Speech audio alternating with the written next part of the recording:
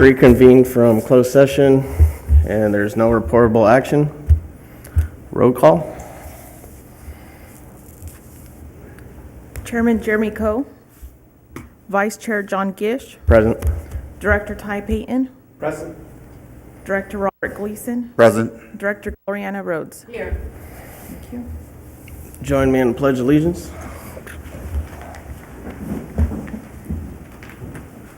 I pledge allegiance to the flag of the United States of America and to the republic for which it stands, one nation, indivisible, with liberty and justice for all. Declaration of conflict of interest. To my right? None. To the left? None. For 10.1, I'll abstain. And who are you going to appoint? There you go. Ty. Okay, 10.1, review options to regional service model for the city of Lathrop. No, when we get to there. Oh, you said you will explain when we get there. Yeah. Okay,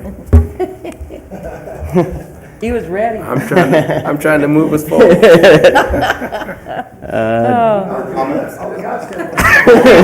Yeah, let's just go there now. Presentations.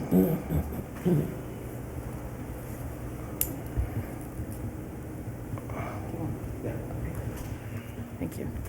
For item 6.1, we have the Lathrop-Manteca Fire Protection District certification of nominations. For board director, we had 2 open seats, and we've received the certification from the elections office.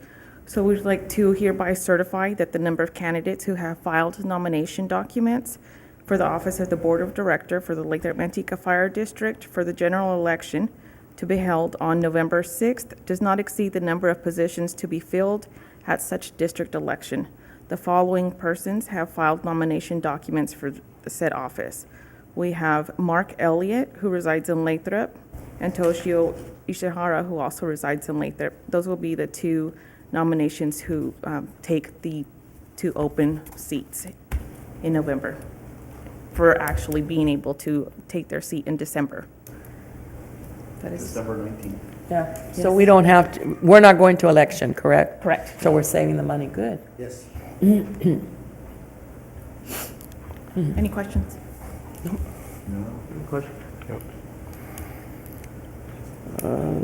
Item 7, public comment. I have no request, Mr. Chair. Anyone from public have any comments? Moving on. Consent items. Consent calendar, item 8.1, September 20th, 2018, regular board meeting minutes. Item 8.2, monthly register of warrants. Item 8.3, receive and file September 2018 incident and training report. Item 8.4, receive and file monthly year-to-date budget report. I have a motion to accept the consent calendar. Or you like anything pulled? I move to accept the consent calendar 8.1 through 8.4. Second. Been moved in second. Roll call. Director Rhodes, Yes. Director Gleason, Yes. Director Payton, Aye. and Chairman Gish. Yes. 9.1. 9.1, we're going to have Battalion Chief Larry Medowski is going to come up and do the presentation on that. Thank you, Chief Neely. Mr. Chair, members of the board, thank you, Larry Medowski, Administrative Battalion Chief. Item 9.1 is to approve and authorize the fire chief to purchase the solar canopy at Fire Station 34. The fire chief has asked staff to review the options to purchase the Station 34 solar canopy. Staff reviewed the agreement and received communications back from the lender of the Station 34 canopy structure. Through these efforts, staff and the fire chief believe that the opportunity to purchase the solar structure canopy at Fire Station 34 would create a savings of approximately $34,100. Thank you. In April of 2017, the fire district entered into 3 agreements for solar production at 2 of its facilities. Thank you, Chief. Fire Station 31, the power purchase agreement. Station 34, there was a power purchase agreement, and Station 34 also included the canopy structure as a separate agreement. The solar production needed at Fire Station 34 was fairly significant in order to provide the cost savings that was needed. This meant that more space was needed to fit the panels and other equipment needed. The canopy at Fire Station 34 provided a better utilization of space, the real estate there on that parcel.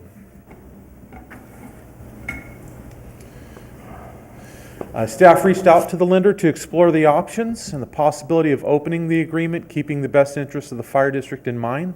Staff communicated that the fire district had expectations of an earlier completion of the project. Staff also communicated that we had fully intended to have authorization to operate the system much sooner and begin realizing savings sooner. The lender noted that they did not normally finance canopy structures and that they too had expectations of a sooner completion. So we found some common ground there. The lender was willing to explore the options of a modified payment schedule or an outright purchase. The lender and staff were bringing two options. Option one is the outright purchase. To purchase this, it would be $216,000, $272,000. That would be due November 1st, and it would effectively save the district $34,123. This preserves capital for other uses. And then there was an option two, which was to restructure payments due at November 1st would be $12,567 and some change, and then the $4,031 for the next 59 months for a total cost of $250,395. Staff has also identified that the capital purchases for equipment such as this can be made from the fire facilities fee account. Fire Station 34 was built to serve the growing needs of new development. This purchase is consistent with that same use and service area. While either option can use money collected for fire facility fee uses, option one retains the most monies for other identified purposes and uses. And staff is recommending the fire board approve and authorize the fire chief to purchase the Station 34 solar canopy using option one.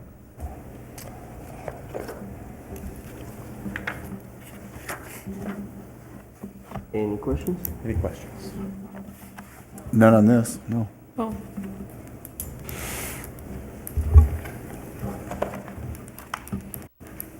Any discussion from the public or questions from the public? Nope. Entertain a motion for option? I make a motion that we go for option one. I would like for you to actually, with Yeah. the amount and stuff. You're right.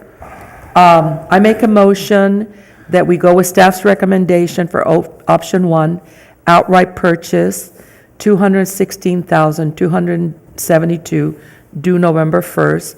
This saves the fire district $34,123 and preserves capital for other uses. I kind of read the whole thing. Yeah. Second.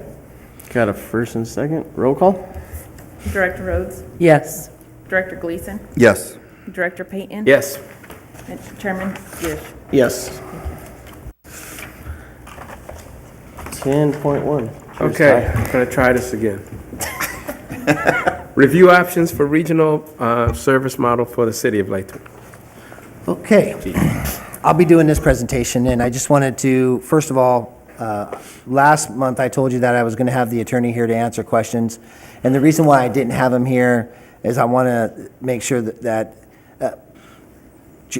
Chairman Coe really had some questions that he wanted to ask, and he wanted some LAFCO questions, and he had talked about going and talking to Jim Glacier, and I asked him not to do that because we would have, potentially a problem with conflict with our attorney and Jim's, idea or perception of how LAFCO works.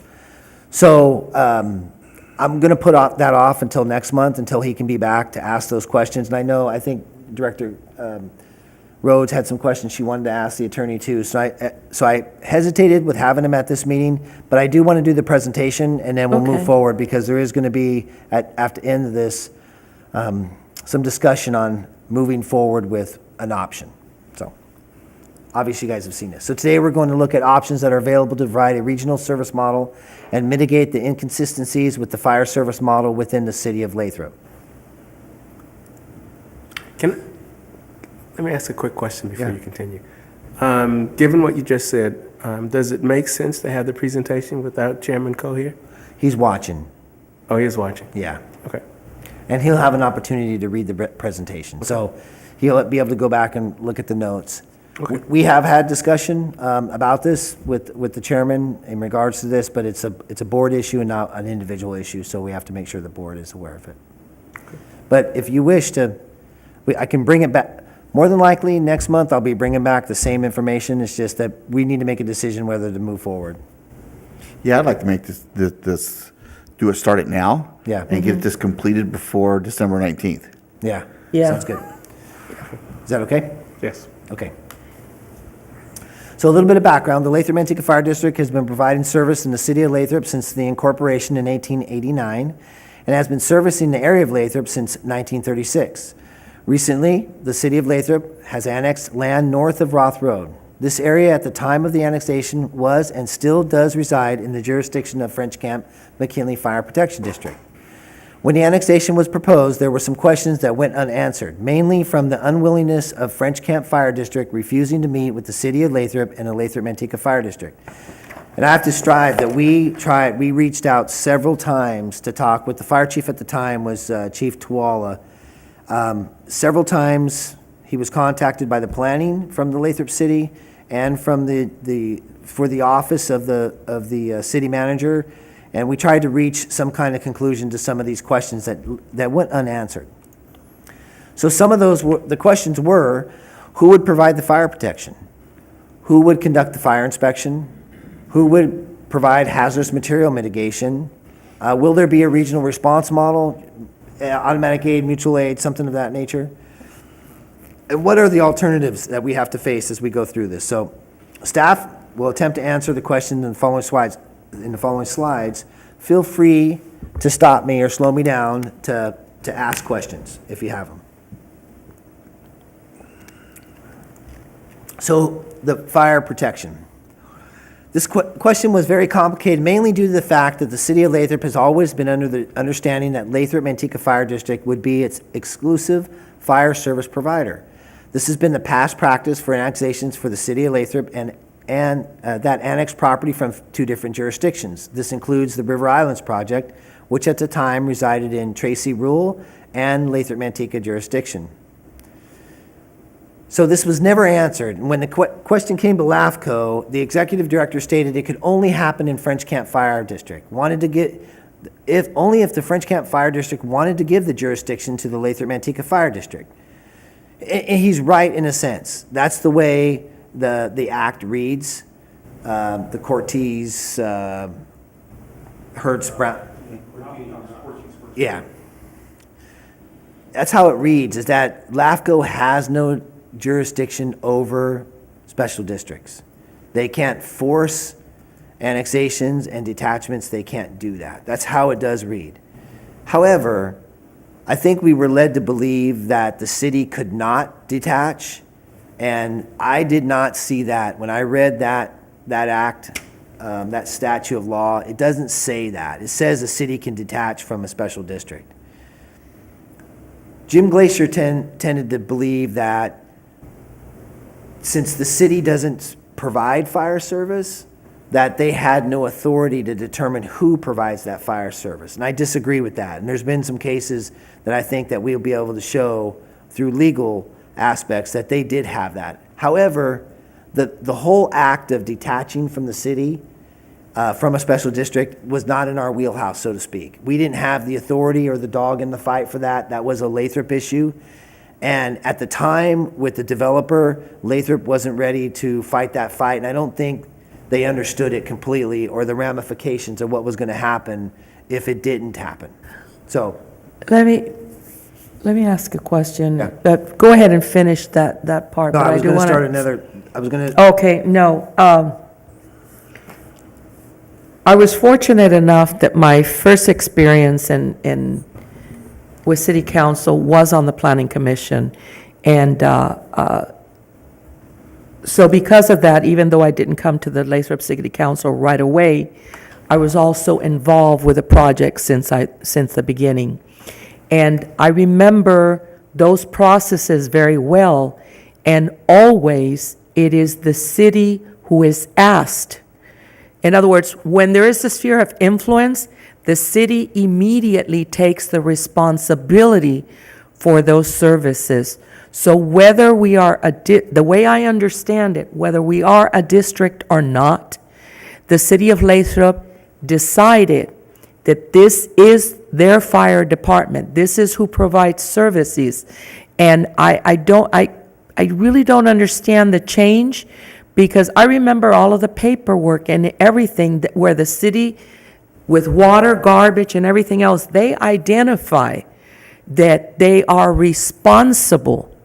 So what I'm trying to say is, if the city of Lathrop is responsible for those services through the process of annexation and after as a city, it has got to be the city of Lathrop who controls that process completely.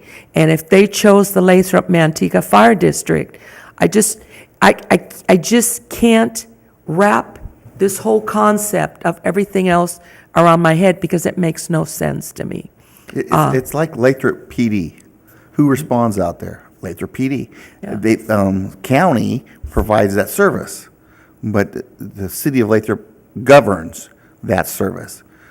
We have contracts with like hazmat, no, I'm sure you're going to get into that, but, and we provide that service. Yeah, I have a hard time understanding why this is an issue. Yeah. So I did too. So there was actually, me and Jim were cordial, but we don't agree on a lot when it comes to this kind of stuff, annexations. And he has his idea of how he feels in his own mind. He couldn't point to anywhere in the act or the statute that says the city didn't have the authority to, but he told them they didn't. And the planner at the time, she's no longer with the city, they didn't argue that. He told her they didn't have the authority to do that. Yeah, but LAFCO doesn't, it's true, and I understand the act as well. Yes, LAFCO does not have jurisdiction over districts, but it isn't the district who provides the services. It is the city of Lathrop that provides the services through the Lathrop-Manteca Fire District. So that whole act piece, to me, makes no sense, because it's a different situation. They're confusing apples and oranges, and everything else is, Yeah, and so this is just how we got here to this problem, and why is because they refused to let this, Jim Glacier at the time refused to let the city have that as part of the annexation, the detachment. So they were not allowed, based on his interpretation of the services, I agree with you. Yeah. I agree with you. I agree with both of you. And I think the city agrees with you to a certain point, but at the time, the planner did not have everything, and everything was rushed so fast, they didn't have time to counter move that. And actually, I was told, and we're live, and somebody could pull this comment out, but I was told that Jim Glacier actually referred to, you can go ahead and try, it's just gonna take your project that much longer to get done. And so, And it would, I don't know yeah. how the validity of that is, but that's what I was told was said to the planners when they wanted to detach from French Camp Fire Department. Wasn't part of Stewart Track part of Tracy? Yes, yeah. I said that. And the parts of Manteca, and the part, yeah, it's never been, it's always been understood the way we're, so that's what I mean, this is completely, and the reality is this. It doesn't matter where French Camp is. French Camp isn't under the jurisdiction of some other city, and it is the city people who sit on LAFCO. So When Stockton takes it over, does that mean that French Camp is going to be still the fire department, yet Stockton? And so that was very interesting. So, and so his answer to that was this: Stockton has a fire department. So does Lathrop. Right. And so Yeah. that was my answer too. So we Yeah. kept going back and forth. So in my next statement is he recanted it later. He recanted that there is a way how that's done, and he elaborated, and I'll elaborate more at the end of it how that actually can take place. But it was after the annexation had already taken place, which took away all of the power or the authority of the development agreement to have it happen. So in his mind, even though he's still arguing, which I disagree with, I think that in my mind, by reading the act and by talking with our attorney, the city had the authority to do that. They could have said in there, Yes, I they're going agree. to take this, and Lathrop-Manteca is going to be our fire district, and that's the way it is. Our attorney, who happens to work for the city also, agrees that the city should have the authority to do that. There's no question in our minds. It didn't happen, and now all of any upper hand that you would have to suggest that you want a property owner to do something, whether it be petition, or and we'll talk about that a little bit more, or to work through the annexation, which is how he said it has to happen, is gone because the annexation's done. So let's just say that Director Gleason, or let's just say that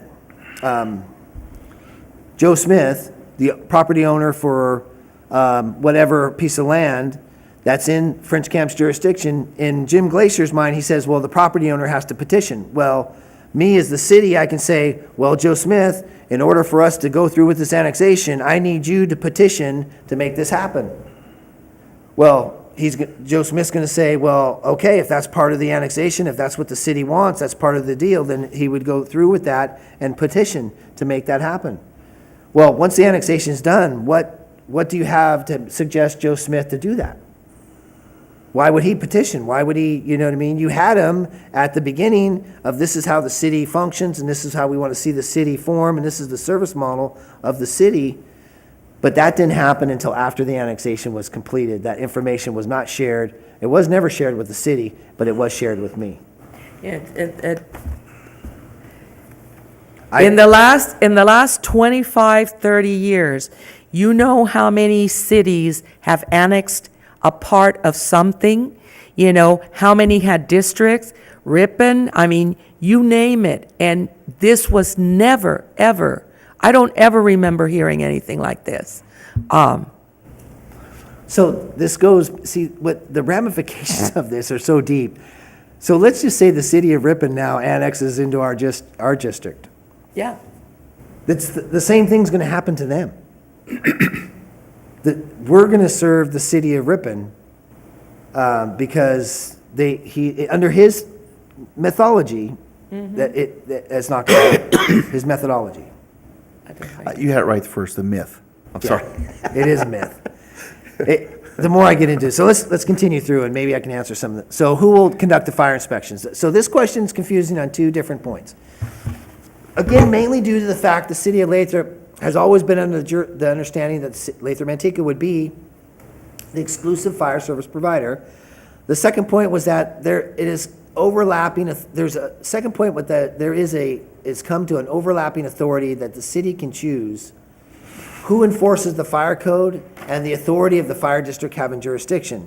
So when you read special district law, in that law, it states in there that the city can have the chief building official, the city, basically can choose and pick who they want to enforce the fire code, because the fire code really falls under the building code. It's not a separate code. It's underneath the building code, and it's a section of the building code, and it's a fire code. And within the building code, like exits, they overlap. Smoke detectors. There's some other stuff that overlaps. You have it in the building code, and you have it in the fire code. Residential sprinklers are still in the building code, but the city gets to pick who, it's not even in the fire code, it's in a separate building code section. So when you start talking about that, there's overlapping authority of actually who does the fire inspections, who enforces that, Hazardous material, that's another inspection. It comes in the fire code, and it also is in another code, health and safety code. So there's that problem. So we ran into some questions that needed to be answered. So this issue became somewhat contentious. If you remember, we had to come back to you guys and talk to you about legal action on that. We were threatened with legal action, that French Camp was going to sue us for basically trying to enforce the fire code in their jurisdiction, and the city had adopted a municipal code that they felt was improperly done, and they made some threats that they were going to sue towards that aspect. We all came to the decision that we're going to try to solve that problem because that's a different beast. Our attorney that looked at it said it says both.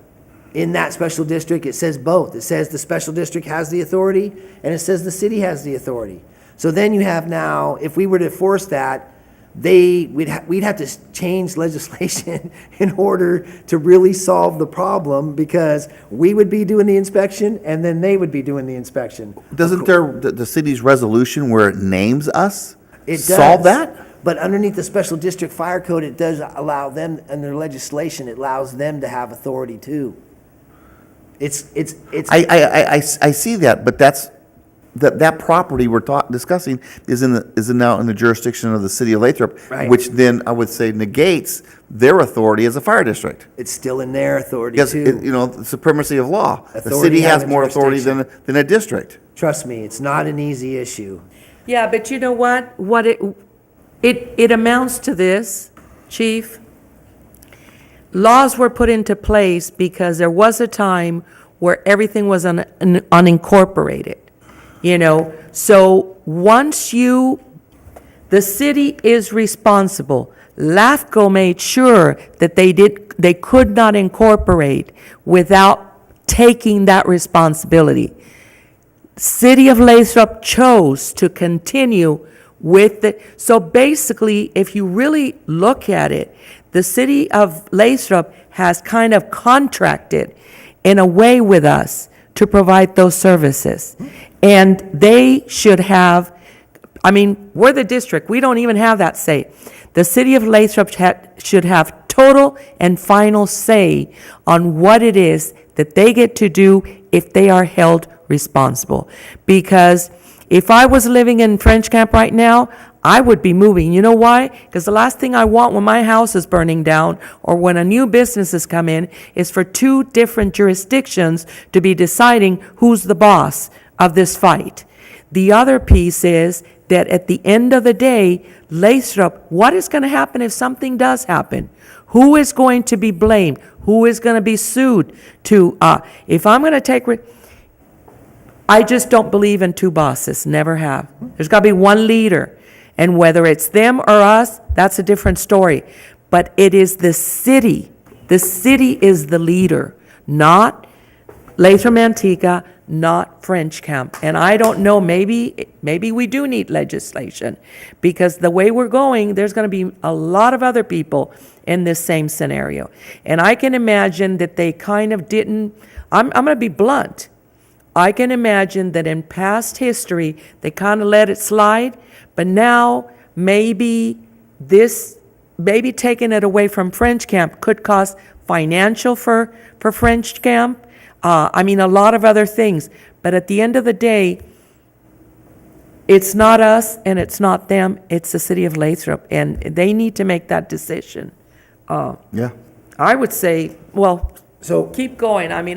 So we got through there. So there's a couple of issues with that, and we'll talk about them a little more as we get to the end of this. But it's not rare, but it is confusing because of the two authorities. Normally, when a city annexes and is allowed to detach, then you don't have the jurisdiction. The city does take over all of it, and you don't have a question of overlapping because it's detached. yeah.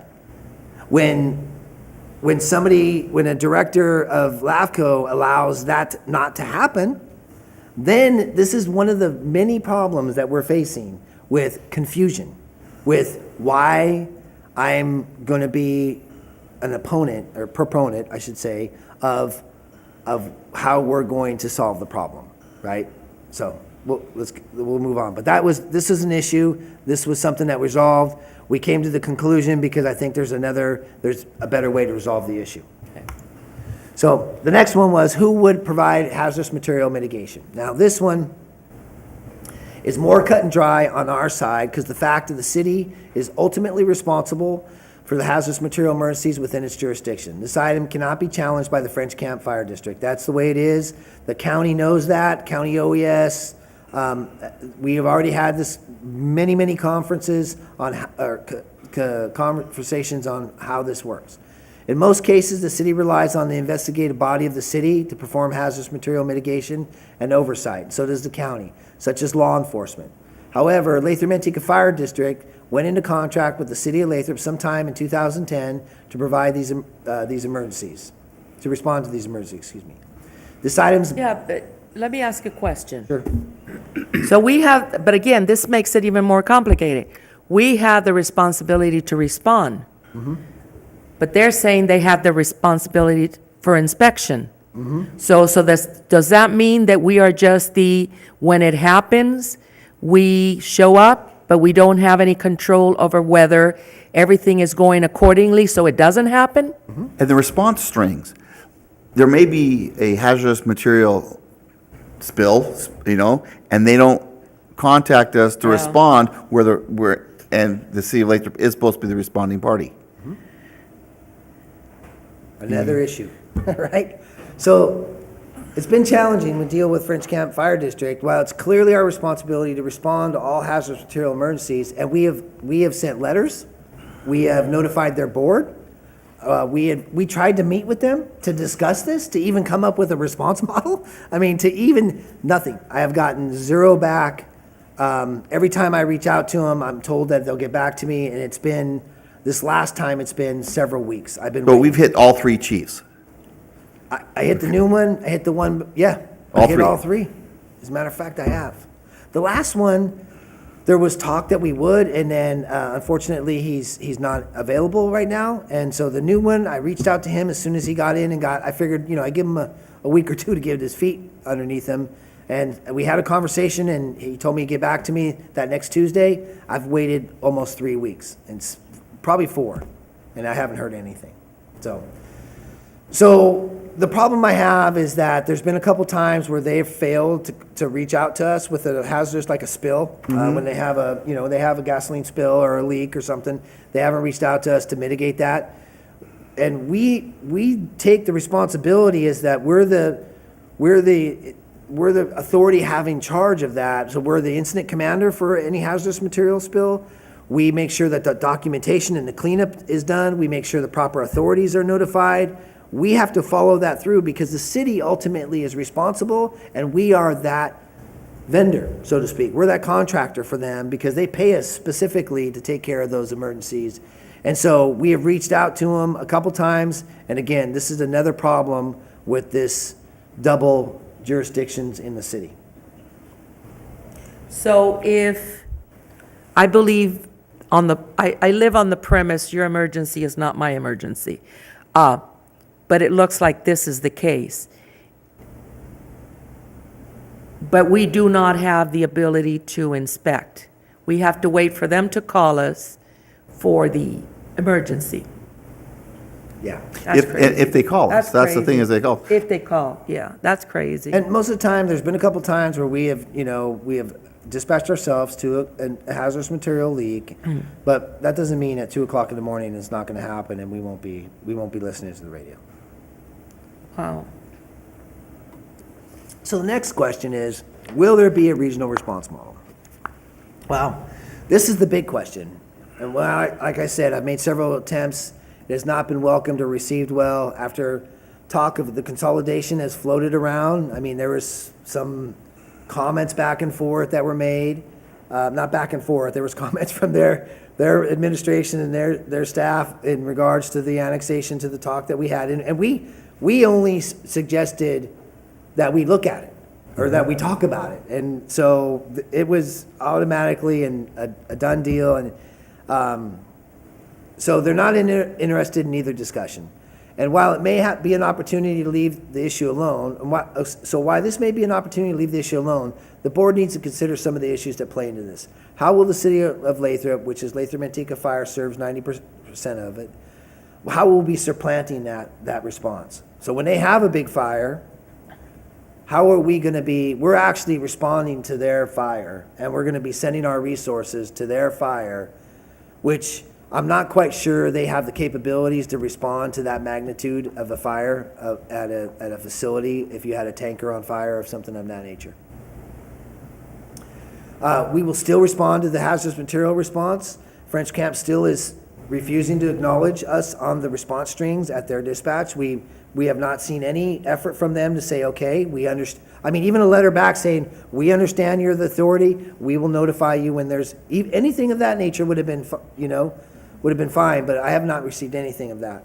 And there has been threats of French Camp seeking additional means to take revenue from Lathrop-Manteca Fire District. There has been contact and rumors around there that they are looking to, they feel that they deserve Measure C money that is being generated in their jurisdiction. I disagree with that, and I believe the city disagrees with that, is that that's not what Measure C was for. Measure C was for the citizens of Lathrop, and that was voted on by the citizens of Lathrop for emergency services provided for the citizens of Lathrop. It doesn't matter where that money is generated from. That money is for the citizens of Lathrop. Any sales tax. But again, they're looking at this as a monetary thing, and to each their own. Do we still have a mutual aid agreement with French Camp, or is it We never expired? had a mutual aid agreement. We had a mutual understanding. Yeah. I do have somewhat of an agreement, but it's for a tender. That's all it says, is that we'll send a tender when. Or tender. So if there was an incident, we may not be dispatched on the response. But we'll be held accountable for it. Right. Do they have a hazmat team? No, they have no hazmat team. So how do they respond without letting us know to a hazmat? They notify the county, which is not their responsibility. So this is what the problem could happen with that. That's a great question. So they would notify the county OES, because the county OES handles with hazardous materials in the county. But it's city jurisdiction. It's city jurisdiction. So when the county comes into a city, guess what they're going to do? Contact you. They're going to bill. Yeah, okay. They're going to bill the city for their response into the city. They will probably contact us because we're part of the team, which the county's on. So we're going to get probably a delayed response, a notification of some sort. But that'll be after French Camp's been on scene trying to do whatever they do, right? I would imagine. And then they turn around and the county responds out there, and then they activate the team if it's large enough. Where we would mitigate any smaller, not large enough, by making sure that the property owner properly documents and decontaminates and disposes of the material appropriately. So you see how it's a problem? It's just a problem. It's just these issues that we are talking about today is exactly what I saw when this whole thing started going south with the jurisdictions not being able to detach. But again, from the standpoint of annexations, city being responsible makes no sense, number one. This one gives it even a further issue, gives it further seriousness to the issue, which is, if as a district, we have to deploy, see, it's not just about showing up and fixing something, it's about making sure it never happens. If we're the ones that are sending people out to address the situation, we should have the ability to ensure that those situations actually don't happen. So I almost feel, I'm sitting here going, oh, great, I'm going to send our guys out there because something exploded, and somebody gets hurt, yet we had no ability to prevent it. No. I'm thinking this. At this point, I'm going, let's do 1 and 2 together. That's what I'm Move thinking too, forward. because why are they mutually exclusive? No, and what really irritates me about this is at the end of the day, Fire service is about service. The money is minimal. When you start looking at holding on to things because you're going to lose money, or holding on to things because it can, and I'll say that to the board members if we ever meet. To me, this is all about power and money.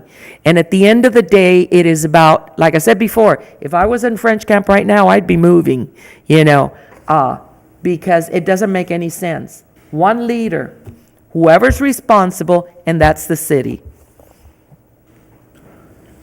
So you're right. So here we are with alternatives. There's more information to gather. There's more information to move forward. We were told that opportunity is, as I told you, that the owner of the property can petition to be removed from French camp. But there's no carrot anymore. There's no carrot. Removed from French camp and placed into Lathrop-Manteca's jurisdiction, and we will then, it would be just as if the annexation occurred. Now, I tried to reach, I spoke with the owner, Mr. Benito, Steve Benito. Okay. I already had a conversation with him. He was actually scratching his head wondering why he's not in our jurisdiction right now. He is ready to move forward with that alignment. And before I came to you and said, this is what we want to do, I just want to let you know, I wanted to do the right thing for French camp. And I wanted to meet with them with our original agreement that they have refused to talk to me about, which was that we would take the jurisdiction of that, and we would then be able to give them the mitigation money to make sure that they wouldn't lose any money. We'd keep all of our other stuff, and make sure all that stuff would come here because it belongs to us. But our taxing's the same. I would be able to then transfer our money back over through a mitigation like we do with Manteca, keep them whole. Nothing. Crickets. Nothing has happened. And it's been 3-4 weeks. And so we have to move forward with something on this. And so that's why when I talked to Mr. Benito, he wants to be in Lathrop-Manteca's jurisdiction. I just have to go forward with the proper procedures to do that. Well, and it makes sense because as a business owner, if I own the business, I'd be thinking, oh Lord, if something happens, I'm going to have two people that really don't know who's going to respond. I have one group that's going to call somebody else who's going to come back. These people that can help me are not even the ones that are inspecting me. That may be. I just look at the number one option only because LAFCO should have done better, I agree.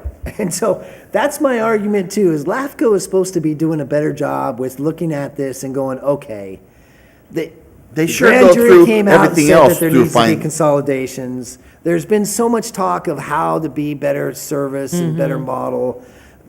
It possibly can make sense, and I agree. I think that's not off the table. I think we should look at that also. I think we should move with option 1 and option 2, and that's going to be my suggestion. Yeah. Option 3, do nothing. I just had to put it on there, but I think that this is gonna be a future failure of communication that's just gonna, regarding jurisdictional coverage. It's just gonna continue, because they have made no effort to even contact me, to even schedule a meeting, to talk at a staff level, to bring anything back to the boards. Nothing has come back to me. So the people who are watching at home, we're talking, and during this time, there's been 3 chiefs of French Camp McKinley Fire. 3 chiefs. So it's not like this is a new issue for us. We've been dealing for this for a while. Well, since they announced the building, and we've been talking about this whole jurisdiction thing. So it's nothing new. It's just coming to a head where something has to be done, because it's a serious accident waiting to happen. Because of all the fuel. I'm not by my fuel there. I see the trucks going in and out. Something's going to happen. So I'm in favor of 1 and 2, just like Director Rhodes. Do them at the same time. We work with the owner. We hit the LAFCO with that, and we also talk about we continue, not start. We continue to seek consolidation. Okay. Sounds And good. we work closely with the city because, this has got to be really concerning to the city of Lathrop. It will never happen again. I can guarantee you that. Wow. It will never happen again. As soon as they do have a sphere of that upper part of Roth Road, and I can tell you, sure as I can guarantee you, it will never happen again, because now Jim Glacier has spelled out the process to get it done after the annexation's been done, obviously, thank you, but that'll never happen again. This will probably be solved with either option 1 or 2, and then it won't continue to happen. So I do have approximately $25,000 to $30,000. I don't think it's going to take that much. We have money set aside, professional services, for situations such as this, and I think that's a good starting point. Well, and the city of Lathrop is fighting with us and spending some money with us, I hope. Because, I mean, Gleason and I have been on council. This wouldn't have happened. I got to tell you that. It wouldn't have happened. Well, the thing that I can't wrap my head around, I mean, I understand all the implications for the district, but I don't see why this is not a city problem. And my question is, what is the city doing to resolve the issue? Are they doing anything? Now, they don't have anything, they don't have anything to do. There's no carrot. Yeah, there's nothing to entice except work with us as a partner to encourage options 1 and 2. Because, I mean, they're not gonna let it happen in the future. The next business that annexes or property that annexes, the property owner is gonna be requested to petition through what his mind is. And again, we still have the other carrot of whether the city has the authority just to straight up detach, because that's there too. But it's already done. The annexation's done. They don't have, I don't mean they don't have a dog in the fight, because they have. But they have a carrot. They have a big, huge carrot. What? They can't force the property owner No, to write but the if letter. something happens because of uncertainty, because of this process that went wrong, they're liable. I think the only thing that you really do is tell the property owner that for services there, if we're billed through county OES, we're going to forward that bill onto you. Oh, no, I You know? and I see other scenarios. I see scenarios where they didn't inspect, and something is happening and we're not being informed. And we go over there and all hell breaks loose and things happen and people get killed. They're not going to sue us. They're not going to sue French Camp. They're going to sue the city of Lathrop. They're going to sue all 3, right? Huh? They're going to sue all Well, 3. 'cause yeah, that's what they love to do. but we were in a situation that was not of our making. Right. So that's our, you know. Yeah, so they'll sue, you're absolutely right, and I'm not, the liability is huge for the city. You're absolutely right. They don't, this is the process that is laid out of how to get there. This is the path, Okay. right? So this is the path that Jim Glacier, the director of LAFCO, has laid out and said, this is the path that has to take place, this is what's acceptable, and if he's willing to do that, there's nothing French Camp can do to challenge it. So he petitions, we support that petition, we make it happen, we work with the attorneys to make that happen. It goes in front of LAFCO, French Camp cannot challenge it, and there's no mitigation fee that has to be paid to them. They lose all that money, they lose all that revenue, it goes directly to us. We'll start getting it and we'll receive that revenue for our responses into that. And that's property tax and override tax. All that they lose. If the city goes in there and then says, now I want to detach, the LAFCO policy says, and so this is the kicker, the LAFCO policy says the city has to mitigate their losses. So the city will have to come out of pocket in order to pay their mitigation process in 5-10 years or whatever that is, and there's no way for them to get that money back because they only have their own taxing agreement, they only have their own tax issue. So it makes it complicated for them to just go in there and detach. I know they're frustrated. I know that that's an option for them too, is just to go in there and fight it. But this is the easiest route. This solves the problem and it gets us taken care of, and now there is no mitigation. Yeah, and the city of Lathrop has been good to us. I mean, I do have, you know, I mean, it gives me heartburn that we're having to spend money, but I think another thing that really needs to happen is, yeah, we are a district, but you are still the fire chief. They have to let you into all of these processes, because we're in a situation that had we been 100% in it, may have not happened because it makes no sense, you know? And I think they know that. Okay. So there's, and I don't want to talk too much about it, but there's been talk about another issue that's similar to this one, and it's already been discussed. It's already been We have that, so people have lost track of how this takes place. It's gonna be highlighted in the general plan. It's for future from us, right? Okay.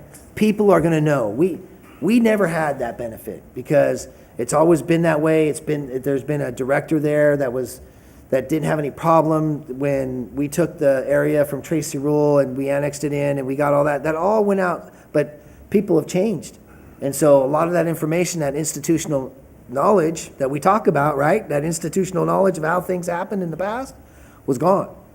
And so everybody was just grasping, and this thing had its own momentum, and it was making its way so fast that nobody from that level, because it was a new planning person that was handling it, new city managers, new fire chief, new LAFCO director, everything, it was the perfect storm. But I will not let it happen again. Our organization's set in place to know how to treat these in the future. So we're in good shape. I just need to move forward with the options, and I think maybe we'll get their attention, and maybe they will come to the table. Who knows? And maybe we can save some money. But right now, I think we have to stay the course. And I'm just going to say this. I'll be really honest with you. Even if they came to the table, it doesn't make sense.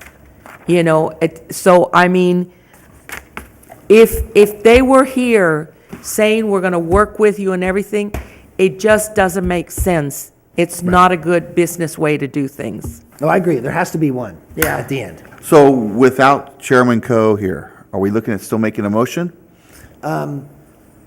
Yes. I'd like to, Mr. Chair, make a motion that we authorize staff to move forward with 1 and 2. A second. Okay, excuse me, it's been moved and seconded. Let's have a roll call vote, please. Director Rhodes? Yes. Director Gleason? Yes? Director Payton? Yes. Chairman Payton? He votes yes, too. Sounds good. All right, Okay, and somebody has to go so, yeah, bring tell him to come back. Chairman back and we'll move on.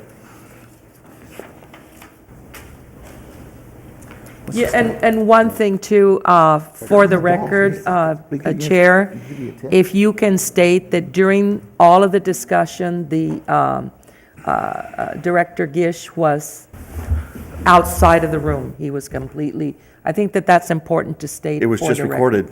Huh? Yeah, It's on I the think record. You just talked. stated Oh, it. that's right. Yes. Thank you. And I'll report that Chairman Gish is back. 10.2, Chief's report. Okay, staffing. Firefighter engineer application process is working as we speak. It has to be posted for 30 days because it's a promotional now. And we are going to be taking applications on the 29th, and we have a tentative test schedule for the 18th, November 10th. We'll be testing and we also offered it out to the outside. We have that generational gap, so to speak, within the ranks, so it is being offered to the outside. So if we get some outside applicants, that would help out with equaling out the seniority and the knowledge for the organization. So we're looking forward to that. Can I ask a question about that? Yeah. Because I'm familiar with other departments. Your firefighter engineer, I know another department where the firefighter engineer, all they do is drive the truck. What is it, for us, what does a firefighter engineer entail? It's an apparatus operator, just as Okay, you just spoke. like- And they work together. If they do work as the pumping operator on a fire, if their engine is the first engine for that fire. If they're not, then they work together, obviously, as a team to get other tasks Okay. accomplished, such as ventilation. They would help with ladders and all that. They don't just they're not just an engine like, some big cities, they just sit with the engine, sometimes to watch the equipment while Yeah, other that's- people are in.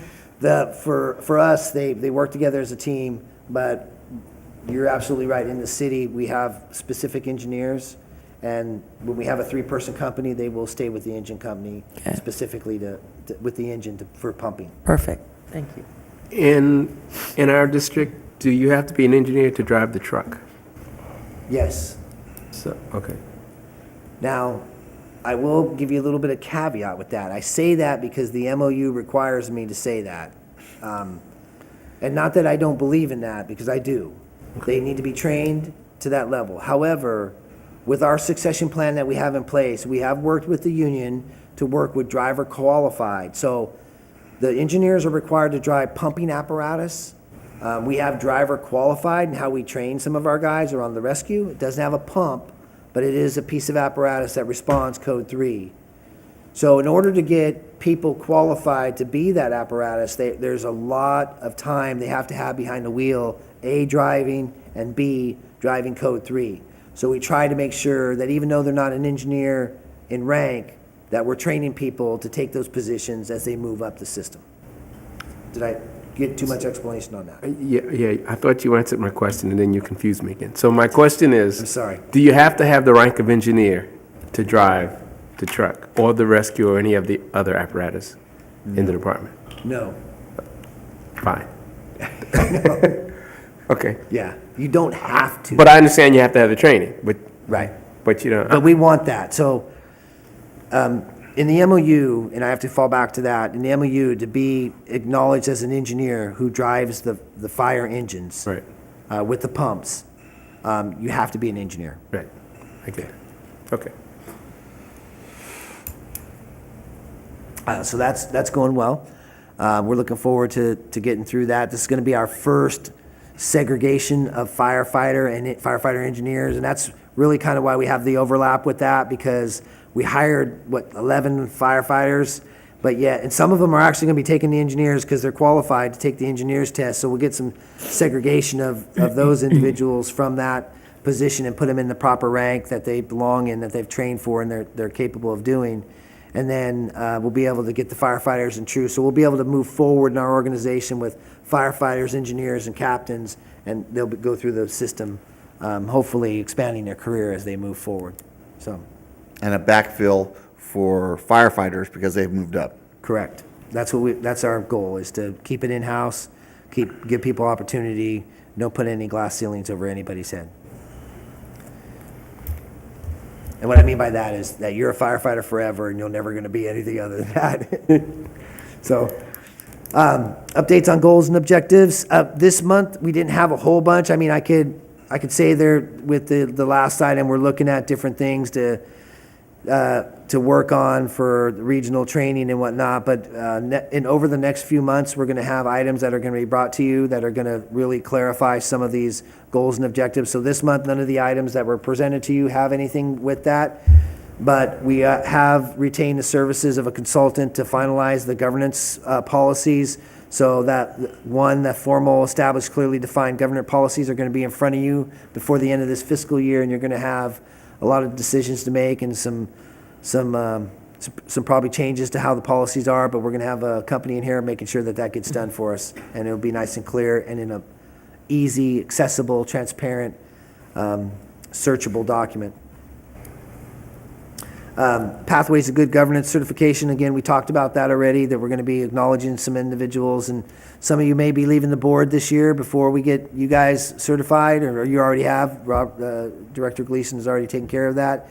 But we're going to move forward with the new board members that come on, and we're going to get them to classes and make sure that they get the Good Governance certification also. And then to volunteer and enhance our services, we're looking at opportunities for doing that and to begin to lay the foundation for regional training. We've done that with a little bit of, we're doing some in-house instructor training, so we're training instructors to continue a regional model as we move forward. The main instructor we've had has been Chief Medowski. He's been a big asset as far as Rescue System 1, low angle LARO, and trench, and we want to expand that knowledge back into our organization so that we'll have more instructors coming through the ranks, and we'll be able to continue not just teaching our own personnel and instructing them and certifying and qualifying them, but expanding that out to the regional area and have other districts coming in. Question, being an instructor is not part of the incentive program. No, it hasn't been. So when we get to that point, that might be something that we look at, or something to compensate them and encourage them to keep the certs up and participate and come in on their, their time off and all the rest of the stuff that, that happens along with that. that is, we're not negotiating, but that may be something that we talk about when the MOU Yeah. opens up, or we start looking at that. I could bring that back to the board for something that we can add as an incentive. Sound good? And I don't mean to point it that way, I just don't want my union. Right, right, to go, right. Hey, you guys are out there negotiating. No, but it's something that longevity, you know? I agree. We have to reward people that want to participate in the good operations of our organization. Completely agree. That's a perfect opportunity. And so that's all I have for Chief's report. Thanks, Chief. Moving on to 11.1. So 11.1, oh boy. So now I'm the chair with, That's me. No. with the San Joaquin County Regional Fire Dispatch Authority. I think I got all those acronyms. Now that I'm with them, we did have a meeting with the EMS director the other day on some other issues, not just, it was about the CAD-to-CAD link and some other stuff. It was a good meeting. We all made it out alive, so it's a good meeting, right? Anytime you have a meeting with them. So it was a good meeting, and we talked about three topics. One was the CAD-to-CAD link, and another one was the report that's supposed to be coming out that we haven't got. I think it's coming. We're going to have an app actually be able to get it. So EMS agency did a report on the EMS service provided in San Joaquin County from every aspect, from fire to the ambulance provider to the EMS agency himself to the director himself. The county actually did the report, and it has been completed, and they didn't let us review the draft, but it comes out to the board this next meeting, and it'll be, the draft will be available for us to review on the 19th before the 23rd meeting, I believe is the dates. So we're waiting. We talked about that a little bit. And the third item was Pulse Point. So, in not so many words, he said that he's not going to allow it. Really? Yeah. He had some concerns. And so I need to work through those concerns because he made some points, but he wasn't able to actually give any data for example. He feels that when somebody gets notified of a 911 call, it potentially could be somebody who's going to rob them 2 days later because now they found out that this individual has had a heart attack and he's not going to be at home to watch his stuff, and now I can go over and rob him. That was one of them. The other one was a pedophile potentially could go over there and take advantage of somebody that has had full arrest and has children. He put out a lot of scenarios, and I believe me, I am one of those worst case. I always think of the worst risk, how we could avoid it scenario, but yet I like to have that backed up with some data. There's no data on that. And there is no data to prove that has ever happened and that ever could happen. His other point was that the demographics in Stockton is different than in San Ramon Valley or some other areas that are actually using Pulse Point. We liked it. When we heard about it, San Ramon Valley Fire Chief came and did a presentation on it at one of the Chiefs conferences. We loved it from the very beginning. It costs money to put the API in. The problem we're going to have is that he gets to control the dispatch center that has to go in. Because it'll have to go in, I believe, and I need to do some more research, but I believe that notification for the app has to go in to Valleycom. Okay. And if that is the case, we have to convince him into having them put it in, even if we pay for it. So it's a much bigger issue than us going, yes, I can get somebody to sponsor this and we can get it done. So we're going to work on it and hopefully get a better answer to you, but I can't promise you I'll be able to complete it. What I know is that it? people talk about apps like this where they can they know where the AEDs are, be able to pull them off, and people can respond. It's as we teach more and more compression only, hands only type CPR. People are more aware of what's going on, what's available. Right. we should be ahead of the curve versus being pushed by the citizenry, you know what I mean, so, yeah. Well, you got me at a loss because I have no idea what So- Pulse Point app is. Pulse Point is an application that goes on, you download it on your phone. And if somebody within, say, a minute of your area, a response time, were to have a cardiac arrest, if there was a cardiac arrest that happened and the dispatch dispatched it, and you happen to be within a response time that is designated by the app, it notifies you that somebody is having a cardiac arrest at that location. And so you, as a citizen, can make a conscious choice to go over there and do CPR on that person. It actually shows you where the AED is kept at City Hall, and so you can go in there and perform that initial first steps of life-saving skills while you're waiting for the rest of it to go. Oh, and the other argument he said was, he doesn't necessarily think that when somebody calls 911, that they are willing to give up the fact that they have an expectation of professional responders responding instead of a lay citizen. That was another argument he put out there. And I'm just telling you what he told me, man. I'm not agreeing with a whole bunch of it. I'm hearing what you're saying. It's, yeah, I never never heard thought of any about it. data in regards to those kinds of things. Well, I could tell There's you not a lot of this. data even if showing up at someone's home. If I have a heart attack and you see me have a heart attack right now, I'll use my AED on you. I want you to do CPR and get the AED and try to save me, because my family will appreciate you when I can make it to dinner tomorrow. Yeah, You know, so that's me though. But me too. so again, I'll do some more research on it. I don't know, you know, it is a complicated issue. Well, supposedly the criminal background that holds you out of EMT and stuff is going to get lifted here pretty quick. Oh, really? Yeah. Well, it doesn't hold me out. I'm not what are you saying? No, but that's one of his arguments. Yeah, So yeah, no, I agree. there may be medically certified people out there That have that, that have criminal backgrounds that, yeah. Wow. Yeah, so that's what I have with that. I did follow through with it and ask some questions, and I'll do a little more research, but I think that we're gonna have to, I think we have to have it installed on that CAD, and that he has control of where it is placed and how that happens. He's gonna have some control over it. So, he did say he's retiring sometime. I mean, because we argued a couple different points. He goes, well, Gene, if you can't convince me, you know, I will retire eventually. Eventually. Fair enough. Fair enough. So, Okay. wow. Well, thank you, Chief. you're welcome. Board commentary referrals to my right. I have none. I also have none. I have one or two about the report. One, the water rescue with us going to Stockton response. Yeah. Thank you.